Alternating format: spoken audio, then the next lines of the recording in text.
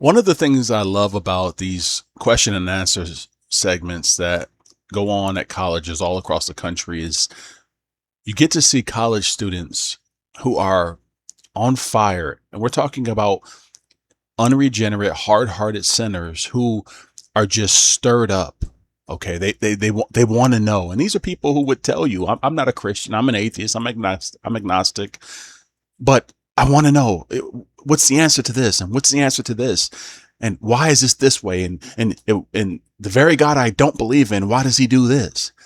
And really, what it shows is that man knows there is a Creator God, and that there is this angst within them that they can't explain. Okay, it's because of their hatred for God and their desire to suppress the truth, but they can't suppress because we were created to subconsciously understand that we belong to a creator, that we are at enmity with this creator, that we have a problem and we need an answer for our sin.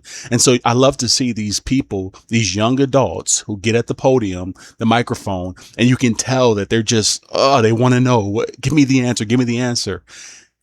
It's a testament to the reality that there is a God.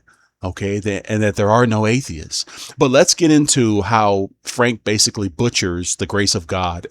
I'm going to play the clip and then I'm going to give a biblical response right after. Now, the young lady's question was basically, why would a perfect God create imperfect beings? Now, Frank's response wasn't necessarily directed at that question in particular. He kind of diverted his attention away from that question onto the free will of man.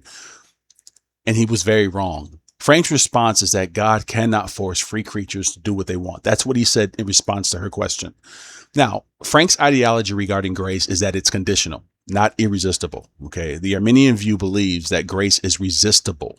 And if that were the case, that would mean men are like God. Okay. To believe that the grace of God is resistible, you're basically assuming that mankind has the power similar to that of God. In order to resist a sovereign God, you would also have to be a sovereign God. That's impossible. Okay.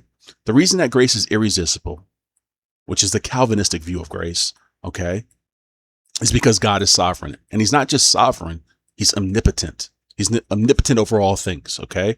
What that means is that if God has sovereignly elected you to faith before the foundations of the world, you will receive His elective grace and you will be saved. If our salvation was left up to us, no one would be saved because no one would come to God. The scriptures make that clear. Okay.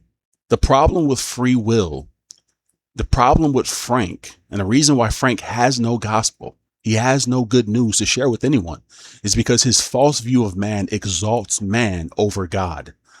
Okay. And anytime we have a doctrine that praises man, that uplifts man, that exalts man, that gives man a reason to boast, okay, you're diminishing the sovereign love and decree of God over mankind. Okay, that is not good news. That is a doctrine of lies that gives the sinner no hope. Okay, and that's the problem with free will. And that's why I've watched a lot of Frank Turek, and he tends to be all over the place. He's very knowledgeable. I don't think anyone can say anything against that. His church history, his knowledge of the Bible. But if you get this wrong, okay, it destroys everything. Okay. And the inconsistencies of how you answer questions are revealed. Okay.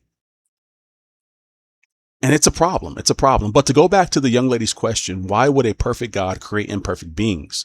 The problem with this question, and the problem with most people that have this idea, well, if God is God, why did He make us to sin? Why did He allow sin to enter the world? What people need to understand is this is God's story. Okay. Too often we're too humanistic. We tend to look at God through our own lenses regarding what we feel about ourselves.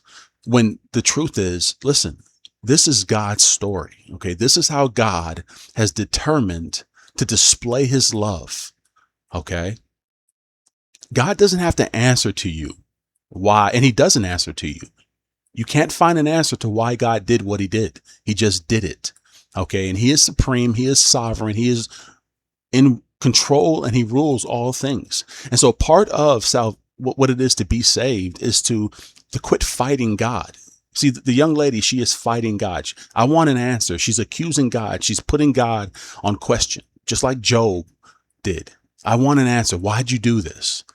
Okay. And his response would be the same way he responded to Job. Where were you when I laid the foundations of the earth? Where were you when I did this and I did that? Who are you to question me? Okay. And see, there is no salvation until a sinner gets to the place where they stop trying to find a reason not to believe in God. Okay. The sinner doesn't get saved until they stop fighting, until they put down their shields, their sword, and they give up and they say, Lord, save me. Okay.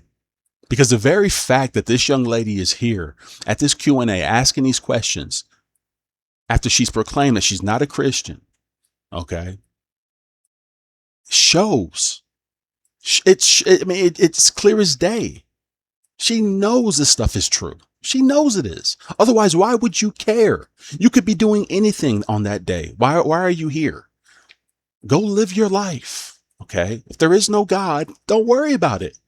But you can't not worry about it because the Bible says there is no peace for the wicked. Okay. If you're lost, you have no peace. And I don't care who you are. I don't care what you say. Man has this gnawing feeling of dread that they can't escape.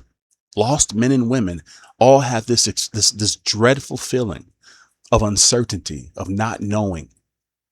Okay. And it's the hardness of heart that allows them to live on, in any amount of peace. But yeah, I kind of got off track there, but I'm going to keep on hitting Frank Turek with truth in regards to his idea of free will, because he's just flat out wrong.